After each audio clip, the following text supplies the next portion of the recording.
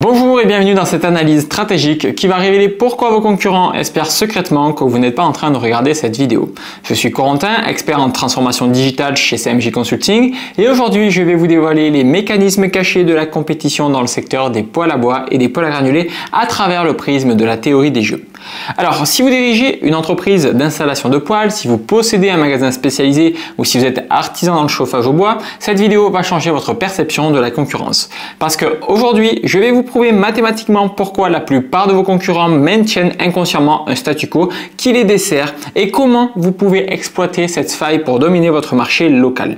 Restez jusqu'à la fin car ce que vous allez découvrir va non seulement éclairer votre stratégie commerciale mais aussi vous donner un avantage concurrentiel que vous pourrez mettre en application dès demain. Commençons par une question simple qui va révéler toute la complexité stratégique de votre secteur. Combien d'installateurs de poêles y a-t-il dans votre zone de chalandise de 50 km? Prenez un instant pour y réfléchir. Et d'ailleurs, peu importe le chiffre exact, voici ce que la théorie des jeux nous enseigne. Dans votre zone géographique, il existe un nombre fini d'acteurs qui se disputent un nombre limité de clients. Et contrairement à ce que la plupart pensent, cette situation n'est pas un jeu à somme nulle. Ce n'est pas parce que votre concurrent gagne un client que vous en perdez un, du moins pas nécessairement. La théorie des jeux développée par John von Neumann et perfectionnée par John Nash nous explique que dans tout marché où plusieurs acteurs interagissent, il existe des stratégies dominantes et des équilibres stables. Dans votre secteur, voici ce qui se passe réellement. Vos concurrents jouent tous inconsciemment la même stratégie dominante faible, ce qui crée un équilibre de Nash sous-optimal pour tout le monde. Laissez-moi vous expliquer concrètement. La stratégie dominante faible que 90% de vos concurrents utilisent est ce que j'appelle la stratégie du suiveur réactif.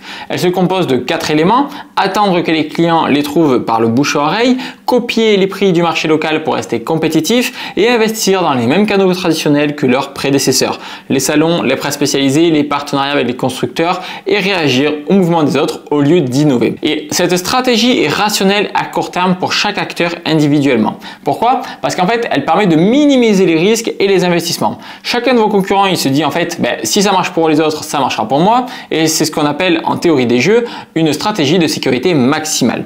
Elle évite les pertes catastrophiques, mais elle empêche aussi les gains extraordinaires. Le problème, et c'est là que ça devient fascinant, c'est que quand tous les acteurs jouent la même stratégie de sécurité maximale, ils créent collectivement un équilibre de Nash inefficace. Chacun obtient des résultats moyens, personne ne domine vraiment le marché et surtout, il laisse une énorme opportunité inexploitée, la croissance du marché total. Alors, voici les chiffres que vos concurrents ne voient pas. Selon l'ADEME, le marché du chauffage au bois représente encore moins de 15% des foyers français, alors que 35% déclarent être intéressés par cette solution. Il y a donc un décalage de plus de 20 points entre l'intention et l'action.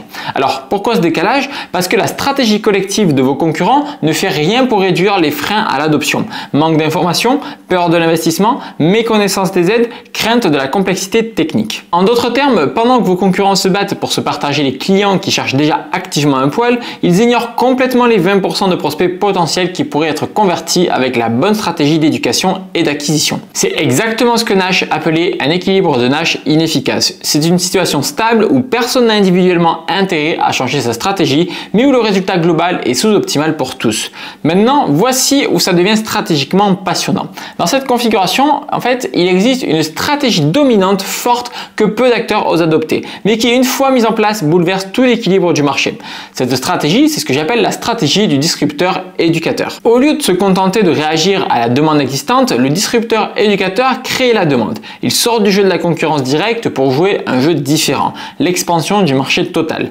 Concrètement, cela signifie investir massivement dans l'éducation des prospects via du contenu de qualité, digitaliser son acquisition client pour toucher les prospects dans leur phase de réflexion précoce, positionner son expertise comme référence plutôt que de copier les prix du marché et créer une barrière à l'entrée par l'accumulation de données clients. Cette stratégie présente une caractéristique fascinante, elle crée ce qu'en théorie des jeux on appelle l'avantage du premier mouvement. Le premier acteur qui l'adopte dans une zone géographique obtient un avantage concurrentiel qui se renforce automatiquement avec le temps. Voici pourquoi cet avantage est mathématiquement quasi insurmontable. Quand vous éduquez le marché, vous devenez la référence dans l'esprit l'esprit des prospects. Ils associent votre marque à l'expertise et pas seulement au produit. Quand vous digitalisez votre acquisition, vous collectez des données sur les comportements d'achat locaux que vos concurrents n'ont pas. Et ces données, elles vont vous permettre d'anticiper les besoins et d'ajuster votre offre en temps réel. Quand vous sortez de la guerre des prix, vous pouvez réinvestir vos marges dans l'amélioration de votre service et de votre positionnement. Et quand vos concurrents tentent de vous copier, ils découvrent qu'ils arrivent sur un marché où vous avez déjà établi votre domination.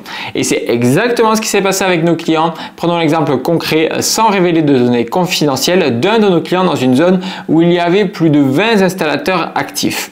En 18 mois, en appliquant la stratégie du disrupteur éducateur, il est devenu la référence locale incontournable. Et pas parce qu'il était moins cher, bien au contraire, ses prix étaient 15% plus élevés que la moyenne, mais parce qu'il était devenu l'expert que les prospects consultent avant de prendre leurs décisions.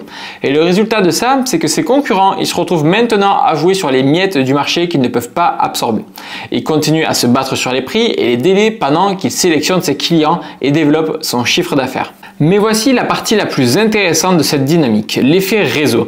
Plus notre client gagne en visibilité et en référencement, plus les algorithmes des plateformes digitales le favorisent. Plus il traite de clients satisfaits, plus sa réputation se renforce automatiquement. Plus il accumule de données sur les préférences locales, plus ses campagnes deviennent précises et rendables. C'est une spirale ascendante auto-alimentée. Ses concurrents, eux, restent prisonniers de l'équilibre de Nash inefficace. Ils savent qu'ils devraient probablement changer de stratégie, mais individuellement, chacun se dit « si je sors de ma zone de confort et que ça ne marche pas, je risque de perdre ma part de marché actuelle ».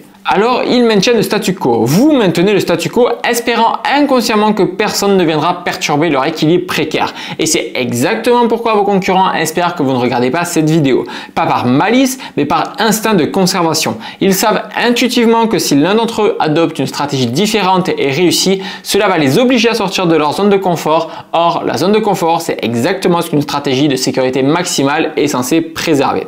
Maintenant, parlons de vous. Vous avez une décision stratégique cruciale à prendre et cette décision va déterminer votre position concurrentielle pour les 5 prochaines années minimum. La première option, c'est de continuer à jouer le jeu de l'équilibre de Nash inefficace avec vos concurrents. Restez dans la stratégie du suiveur réactif, vous battre sur les prix et les délais, espérez que votre expertise technique suffira à vous différencier. Cette option vous garantit de rester dans la moyenne du marché avec une croissance limitée et une dépendance constante aux fluctuations économiques. La deuxième option, c'est de devenir le disrupteur éducateur de votre zone géographique. Investir dans une stratégie d'acquisition client digitaliser, éduquer votre marché, construire votre avantage concurrentiel avant que quelqu'un d'autre ne le fasse. Cette option implique de sortir de votre zone de confort, d'investir dans des compétences nouvelles, mais elle vous positionne pour dominer votre marché local durablement. Donc voici l'élément crucial que la théorie des jeux nous enseigne dans votre situation. L'inaction est aussi un choix stratégique. Si vous choisissez de ne rien changer, vous choisissez implicitement de laisser la porte ouverte à un concurrent plus audacieux que vous. Et contrairement à d'autres secteurs où le rattrapage est possible, dans l'acquisition client digitalisée, l'avantage du premier mouvement est particulièrement difficile à rattraper. Parce qu'en fait, les algorithmes récompensent l'antériorité et la cohérence. Un concurrent qui démarre sa stratégie digitale aujourd'hui met 12 à 18 mois à obtenir les mêmes résultats que quelqu'un qui commence il y a 18 mois. Et pendant ces 12 à 18 mois, le premier continue de creuser l'écart. Alors laissez-moi vous donner une perspective temporelle concrète. Dans 36 mois, il y aura dans votre zone géographique, quoi qu'il en coûte, au moins un acteur qui dominera l'acquisition client digital. La question n'est pas de savoir si cela va arriver parce que c'est inéluctable, étant donné l'évolution des comportements d'achat. La question, c'est plutôt de savoir si cet acteur dominant, ça sera vous ou l'un de vos concurrents. Si c'est vous, vous serez en position de force pour les 10 années qui suivent. Vous aurez construit un avantage concurrentiel durable, vous maîtriserez vos coûts d'acquisition, vous contrôlerez votre flux de prospects et vous pourrez planifier votre croissance de façon stable et prévisible. Si c'est un concurrent, vous devrez soit accepter de jouer dans sa périphérie, soit investir massivement pour tenter de rattraper un retard qui ne fera que se creuser, soit trouver une niche ultra spécialisée où vous pourrez encore être rentable. Voici donc ma recommandation stratégique basée sur l'analyse de la théorie des jeux. Ne laissez pas le hasard décider de votre positionnement concurrentiel. Prenez l'initiative du changement avant qu'il ne vous soit imposé par un concurrent plus visionnaire. La bonne nouvelle, c'est que vous avez encore une fenêtre d'opportunité. Dans la plupart des zones géographiques françaises, aucun acteur n'a encore adopté massivement la stratégie du disrupteur éducateur dans le secteur des poils.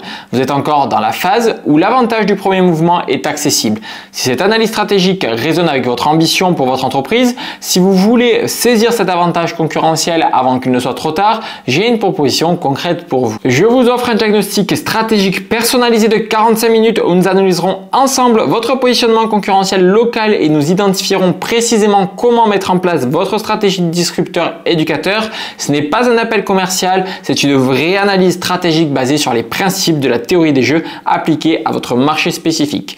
Alors cliquez sur le lien dans la description pour réserver votre créneau. Les places sont limitées à 8 par semaine car chaque diagnostic nécessite une préparation approfondie de votre contexte concurrentiel local. N'oubliez pas cette vérité stratégique fondamentale. Dans un jeu où tous les acteurs jouent la même stratégie sous-optimale, celui qui change les règles du jeu gagne tout. La théorie des jeux vous donne les clés de compréhension, mais c'est votre audace qui déterminera si vous les utilisez.